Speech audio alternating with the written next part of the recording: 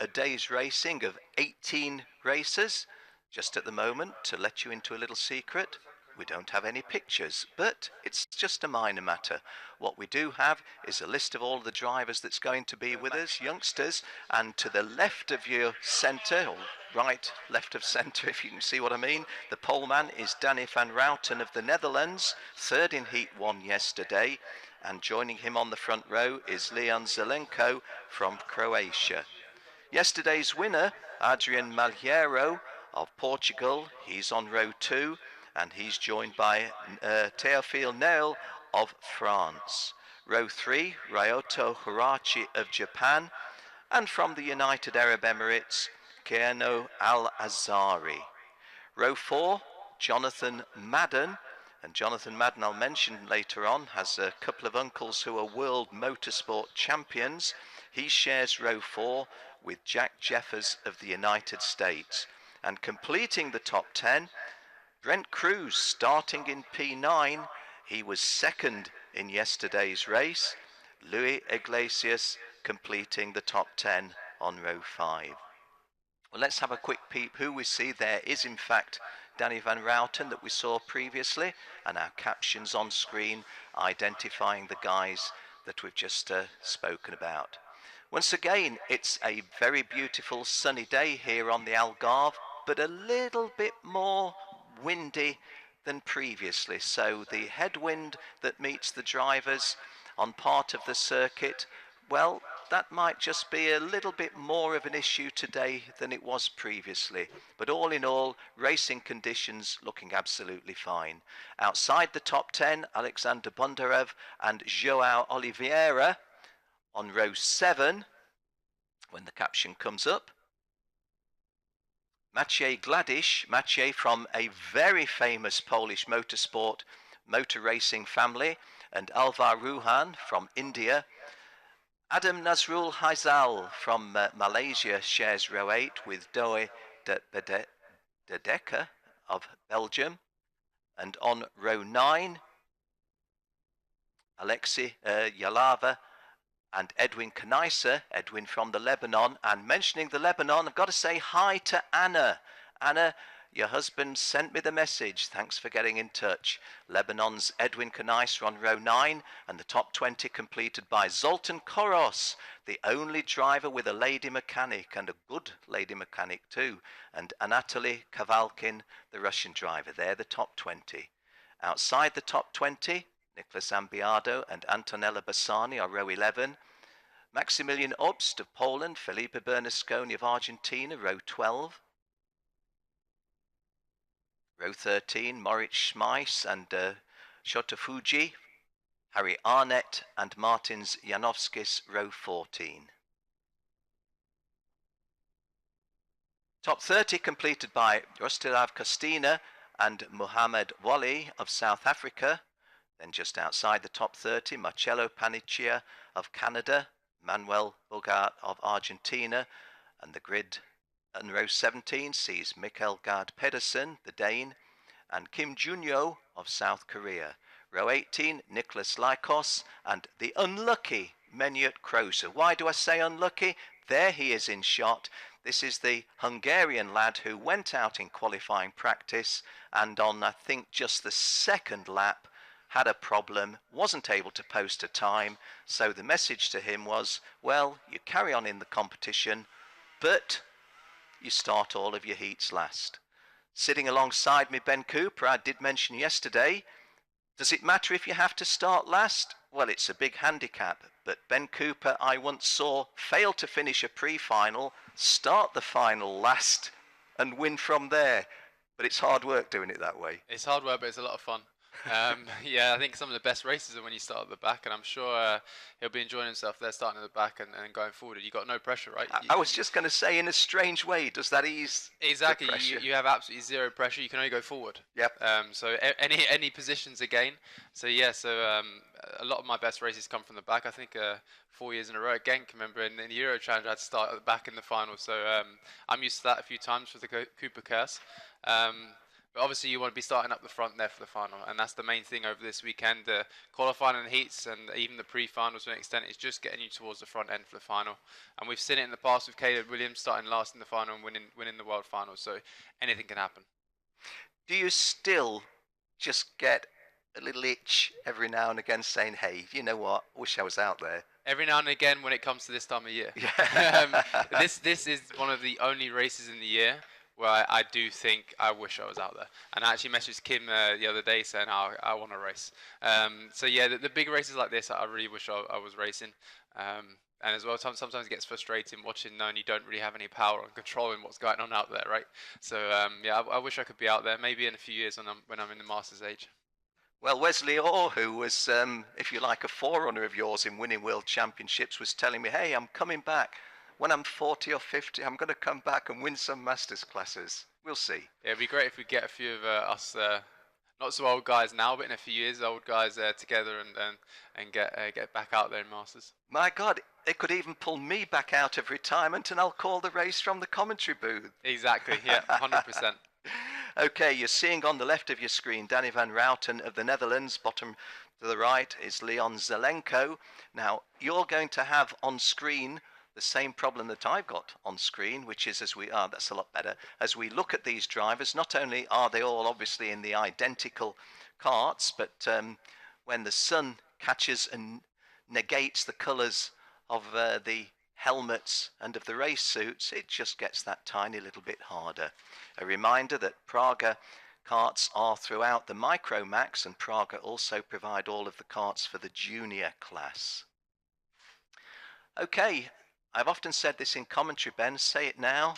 This is just a MicroMax heat, and you know what? I've been doing this 20 years, and I'm a little bit nervous even in commentary. When you were at this point in the race, were you just in complete control, or did you have some nerves? Normally, once the visor goes down, you're in your zone. Obviously, I don't remember when I was a MicroMax age, but yeah, you're nervous before the event, but leading up to the grid as they are right now to the start, you're in the zone. You're ready to go for the race. Danny van Routen on the right from pole position is outgunned. Is outgunned by Leon Zelenko, who's got a tremendous start from the outside of the front row. And Théophile Nel, the Frenchman, also making a good start. Adrien Maliero, the winner yesterday, was disadvantaged a little bit by Danny van Routen's slowish start from pole position. And again, please don't let me interfere too much with your enjoyment, but that's something a little unusual. If you're the guy in, say, the inside of row 3, it doesn't help if the poleman is a bit tardy off the start. 100%. It looks like the outside row maybe had a chat with each other there, and second and fourth, and got the jump on the poleman, and obviously it's great for them. But the way, like you said already, the winds picked up this weekend, today, sorry, and in MicroMax the slipstreams is hugely important. So it doesn't necessarily matter how it is in the first lap there. It's going to be the last lap is going to be an important one.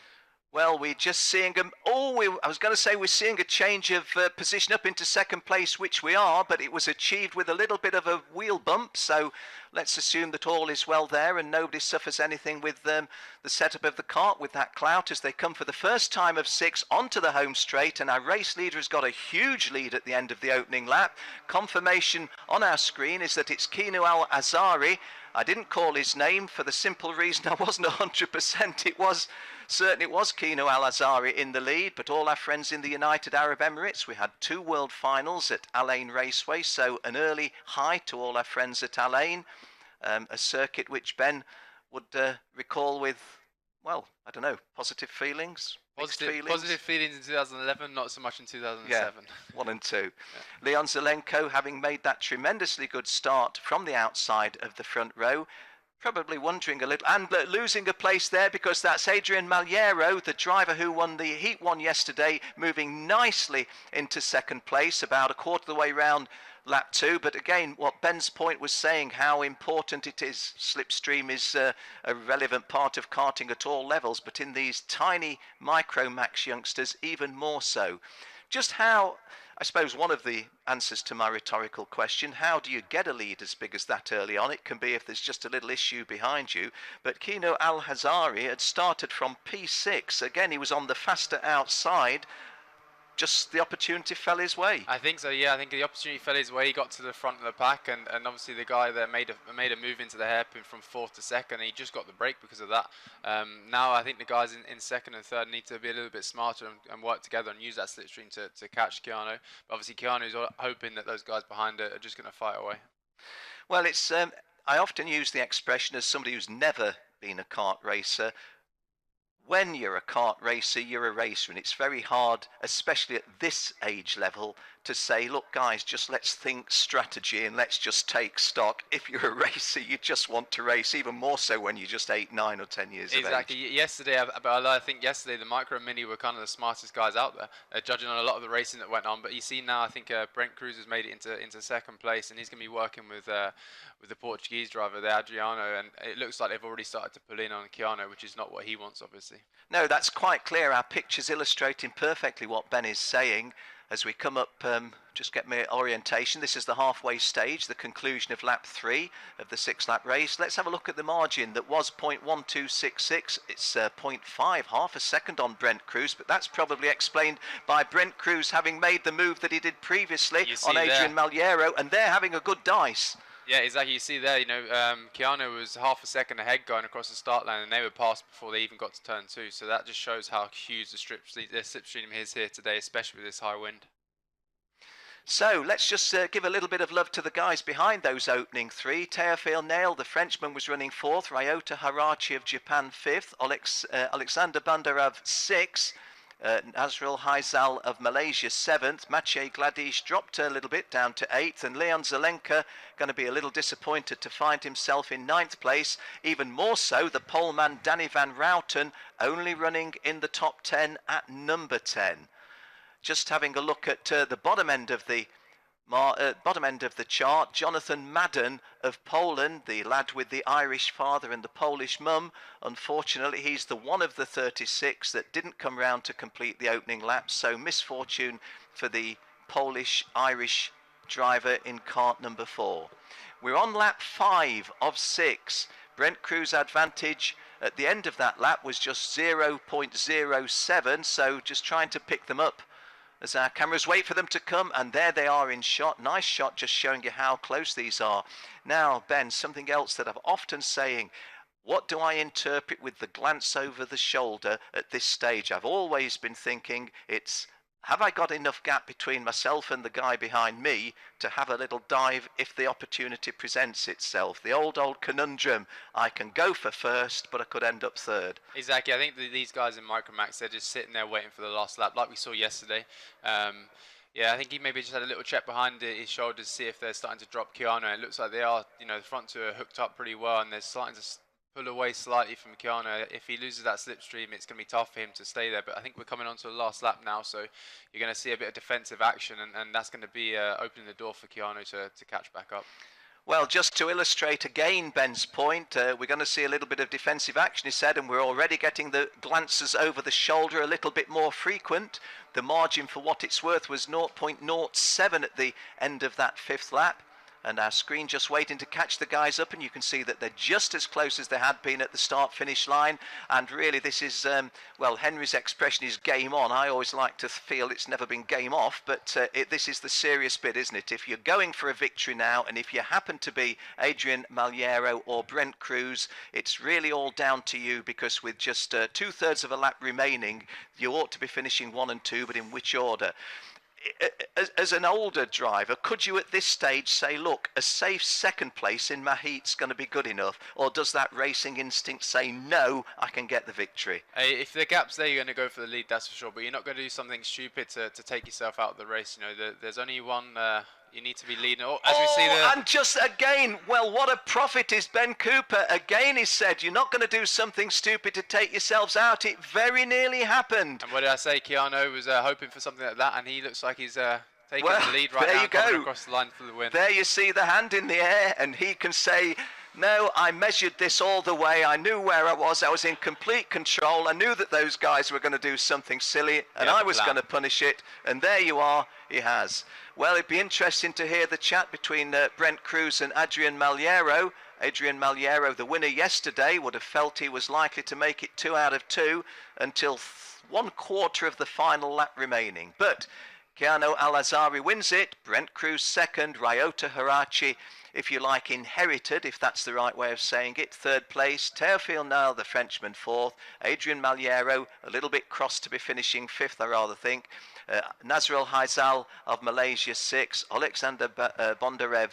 seven, Maciej Gladish, 8, Leon Zelenko, 9, and Zoltan Koros finishing in 10th place. Just have a look at a little bit of my notes on Zoltan Koros, because if I can get there, which I don't think I can, so yeah, we can. Zoltan Koros' mechanic is Aika Kontarova, and Aika Kontarova, it's not his mum, and it's not a gimmick. She's a very talented lady mechanic. Well, she's seen her lad home in the top 10 at number 10. Good race that, Ben. Interesting race. Yeah, just thinking about that, I think Adriano should have thought a bit more about what he's doing there, because obviously the micro and minis only had 2 heats, and that result there was determining your positions for the final, for the pre-final. And Brent Cruz and Adriano were 1 and 2 yesterday. I think Adriano was first, so if he'd have finished, even if he'd finished second there, he out-qualified Brent, so he would have been starting pole position. And I think now he's given the pole position towards Brent for the pre-final. Yeah, it's that little thing which is. You're of an age where you were absolutely at your peak in your 20s. I'm an old man who's looking back on a strange life thinking, yes, that's how it should be. But we just have to remember these kids at 9 and 10 years of age. But the racing brain and the racing instinct needs to be instilled early. Exactly, 100%. Okay, they were the MicroMax youngsters. Coming up next is the MiniMax class coming out for their race, and confirmation of the result, Keanu Al-Azhari's victory by half a second, which perhaps did just flatter him a little bit, from Brent Cruz. Ryota Harachi, third, Théophile Nile, fourth, Adrian Malheiro, fifth, Adam Mikhail Nazrul Haizal, 6, Alexander Bandarov, 7, Maciej Gladish, 8, Leon Zelenko, 9, and Zoltan Koros completing the top 10. Danny Van Routen gonna feel disappointed to finish out of the top 10, having started on pole position, but it was a slow start from pole position. Into the, or out of the top 20, if you will. Well done to the lady from Brazil. Why do I say well done? Well, she's one of only 4 girls or ladies, female drivers in the entire classes here, and Antonella Massani of Brazil just finishing outside the top 20 in 21st place there. I think that Douwe de Decker of Belgium's going to be disappointed with 23rd place, and looking a little bit further down, Juno Kim